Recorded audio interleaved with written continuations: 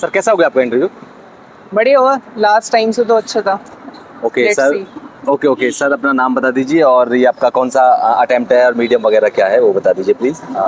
Prince नाम है मेरा। जी। ये मेरा 4th अटेम्प्ट था जी। और 3rd interview, optional physics medium English. Okay sir, इसके अलावा अपना थोड़ा सा एजुकेशनल बैकग्राउंड और बता दीजिए। Okay, so I have done my BTech in engineering physics from IIT Delhi, and I belong to Katihar district from where I have done my schooling. Okay sir, ये interview overall आपका किस पर ज़्यादा based रहा था? Def पर, current affair पर, या फिर हॉबीज़ वगैरह पर, किस पर ज़्यादा बेस्ड रहा? I think ये completely DAF based ही था। ओके। होम डिस्ट्रिक्ट कटिहार से कुछ पूछा, बिहार से रिलेटेड क्वेश्चंस थे, and hobbies like test cricket, IPL और इंजीनियरिंग फिजिक्स, IITs, सो ये सब से क्वेश्चंस थे। ओके, इसके अलावा मैं बात करूं, अगर आपकी जब एंटर करते हैं पैनल के सामने तो किस सवाल से आपकी शुरुआत होती है इंटरव्यू की? सो चेयरमैन थे, उन्होंने पूछा okay you like following middle east geopolitics, जी। so answer this about Balfour Declaration by which Israel was created. So I said 1917. So he said no, it was much before, but it was I think 1917, but I'm not sure. Then a couple of more factual questions like what is difference between anti-Semitism and anti-Zionism, and related questions related to Israel Palestine. After that he shifted to cricket regarding test cricket, IPL, Virat Kohli and similar lines. Yeah. दोस्तों video में आगे बढ़े उससे पहले मैं आपको एक बहुत ही जरूरी बात बताने वाला हूं कि देखिए, जब मैंने यूपीएससी की प्रिपरेशन शुरू करी थी तो बहुत सारी चैलेंजेस सामने आई थी, जैसे कि न्यूज़पेपर का ढेर, एनसीईआरटीज कब खत्म होंगी, और दूसरी तरफ मॉक टेस्ट से भी बहुत ज्यादा डर लगता था। और जब तक मुझे यह समझ आया कि सिर्फ मेहनत ही नहीं बल्कि सही स्ट्रैटेजी और सेल्फ एवेल्युएशन बहुत जरूरी है यूपीएससी के लिए, लेकिन तब तक 2-3 अटेम्प्ट खराब हो चुके थे। लेकिन आपको दोस्तों ये सभी स्ट्रगल और ये सारी मिस्टेक्स को रिपीट करने की जरूरत नहीं है। इसके लिए मैं आपको टेक्स्ट बुक पास एलीट रिकमेंड करता हूं, जहां पर एक ही जगह आपको प्रीलिम्स से लेकर मेंस तक सही डायरेक्शन में आपकी प्रिपरेशन को बूस्ट मिलेगा। और मेरी तरह आपकी यूपीएससी की जर्नी में यह गेम चेंजर साबित होगा। यहां पर आपको टेक्स्ट बुक पास एलीट में मिलता है प्रीलिम्स के हर सब्जेक्ट की थोरो प्रैक्टिस के लिए 300 प्लस टेस्ट, 2011 से 2024 के पीवाईक्यूज, डेली समाधान करंट अफेयर्स यानी कि रोज की चीट शीट्स आपको मिलेंगी, और इस चीट शीट्स में आपको स्टैटिक टॉपिक्स जो रिवीजन करने हैं उसके बारे में जानकारी मिलेगी, और इसके अलावा मेंस आंसर राइटिंग प्रैक्टिस। अगर आप अपनी यूपीएससी की प्रिपरेशन को एक नेक्स्ट लेवल पर ले जाना चाहते हैं तो इसमें टेक्स्ट बुक पास एलीट आपकी बहुत मदद कर सकता है। और अगर आप मेरा कूपन कोड MBKB10 यूज करेंगे तो आपको 10% का एक्स्ट्रा डिस्काउंट भी मिलेगा। तो जल्दी कीजिए, अभी कीजिए, देर किस बात की दोस्तों। मेरा कूपन कोड और लिंक नीचे डिस्क्रिप्शन बॉक्स में आपको मिल जाएगी। अब चलिए वीडियो पर वापस आते हैं। ओके सर, इसके अलावा थोड़ा सा मैं आपकी प्रीलिम्स की स्ट्रेटजी पर आऊँ तो थोड़ा सा मुझे आप अपने प्रीलिम्स की स्ट्रेटजी और बता दीजिए, ताकि जो बाकी के स्टूडेंट, क्योंकि इसी को सबसे बड़ा बैरियर समझते हैं, तो क्या कहते हैं, किस तरह से आप प्रीलिम्स में क्या अप्रोच रहती है आपकी? ठीक है, ऑल्दो मेनी पीपल क्लेम कि प्रीलिम्स सबसे टफ स्टेज है, but I do not agree, क्योंकि I think there is certain level of preparation and coverage and depth required for excellence in prelims.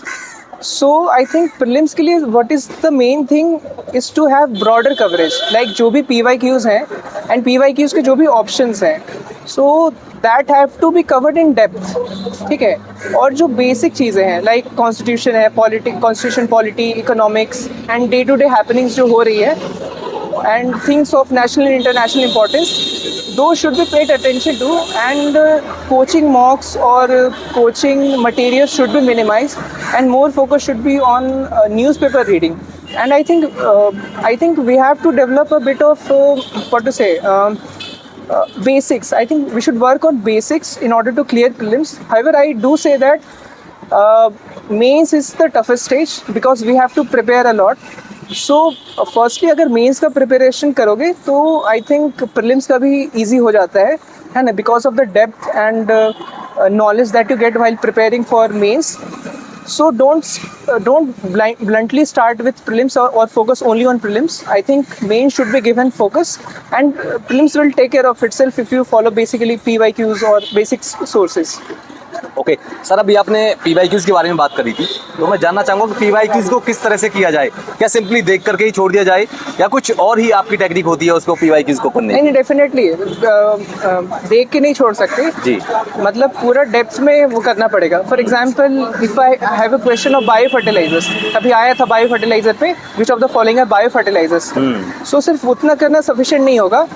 We have to go in depth कि ठीक है bio fertilisers क्या होते हैं, what are the different types of bio fertilisers, कुछ nitrogen के लिए होते हैं, कुछ फॉस्फोरस के लिए होते हैं लाइक माइकोरिजा एल्गी, ठीक है। सो उस डेप्थ तक करना है, ठीक है।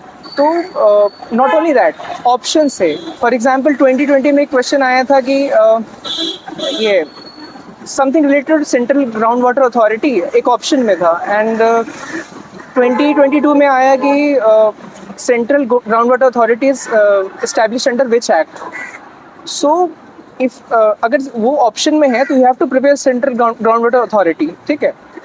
तो मतलब हर ऑप्शन को इन डेप्थ पहले करना चाहिए, and the basics, I think these are the most important things. Sir NCERTs कितना बेनिफिशियल रही हैं आपकी इस जर्नी में? क्या करना चाहिए NCERTs को या स्किप कर देना चाहिए?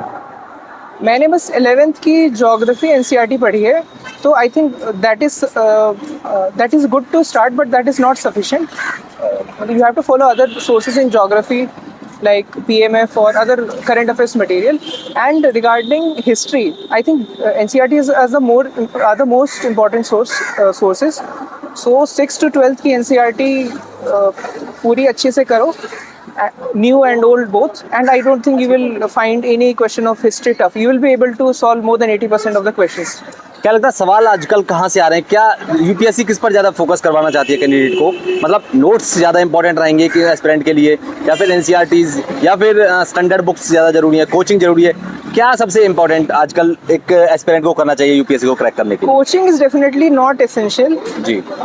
सबसे एसेंशियल है कि सॉलिड बेस हो, लाइक जो पॉलिटी है तो पॉलिटी के बेसिक प्रिंसिपल्स लाइक कॉन्स्टिट्यूशन, जो भी फंडामेंटल राइट्स, उसका क्या बेसिस है, क्या उसमें इश्यूज आजकल आ रहे हैं, तो you have to link static to current affairs.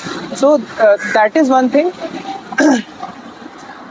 Coaching नहीं, आई थिंक ये जो रिसर्च है ना PYQ का, apart from building solid foundation through basic sources, I think these are the most essential, and NCERTs I think are a good way to start, but definitely not sufficient apart from history. Okay, इसके अलावा sir मैं आपकी answer writing approach और समझना चाहूँगा, क्योंकि बहुत सारे स्टूडेंट्स को कन्फ्यूजन रहता है कि आंसर राइटिंग कैसे किया जाए, क्या उसमें लिखा जाए, क्या सिर्फ कंटेंट उसमें डाल दिया जाए, और भी बहुत सारी चीज़ें हैं उसमें जो है ज़रूरी होती हैं। तो क्या कहेंगे, आपकी अप्रोच क्या रहती है आंसर राइटिंग के लिए? आई थिंक आंसर राइटिंग के लिए सबसे इम्पॉर्टेंट है कंटेंट। तो लाइक जो भी PYQ के पॉइंटर्स दिए हैं, सो PYQ पॉइंटर्स पे नोट्स होने चाहिए, और notes multi dimensional. For example अगर एक टॉपिक है citizens charter, so I have to see कि सिटीजन्स चार्टर से अब आया क्या क्या है, ठीक है। तो सिटीजन्स चार्टर का मैं वैसे करूँगा कि होता क्या है, कहाँ से हिस्टोरिकल प्रेसिडेंस है, अभी क्या स्टेटस है, क्या इश्यूज है, क्या वे फॉरवर्ड है, क्या सेकंड AIC ने कहा, या क्या और वे फॉरवर्ड दे सकते हैं। सो एक होलिस्टिक 2-पेजर नोट्स बन जाएगा, और एक बार जब नोट्स बने, so after that only we will be able to write better answers. और जब 70-80% नोट्स हो जाए तो I think we can start answer writing. But answer writing coaching के मॉक से नहीं, PYQ से पहले करना चाहिए। At least if you don't write the PYQs, just at least brainstorm them, and also try to write a few answers, and then उसके बाद proper answer writing कर सकते हैं, but firstly base banana is essential। Okay sir, last सवाल मेरा रहेगा ऐसे से रिलेटेड, थोड़ा सा ऐसे के बारे में क्या अलग से अप्रोच होनी चाहिए या GS की तरह ही काम चल जाएगा? आई थिंक ऐसे के लिए GS वाला अप्रोच मैटर नहीं करेगा, उसमें कितना ओरिजिनल थिंकिंग दिखा सकते हैं, कितना एनालिटिकल बना सकते हैं with non GS content, that will be more essential, because I remember 2022 में मेरे 95 marks थे, and I filled it with GS knowledge. 2023 में I changed my approach to bit analytical and used examples or theories apart from my GS, and my score jumped to 123. So I think more analytical approach, reading books or reading columns in newspapers are absolutely essential. Okay sir, thank you so much. Thank you.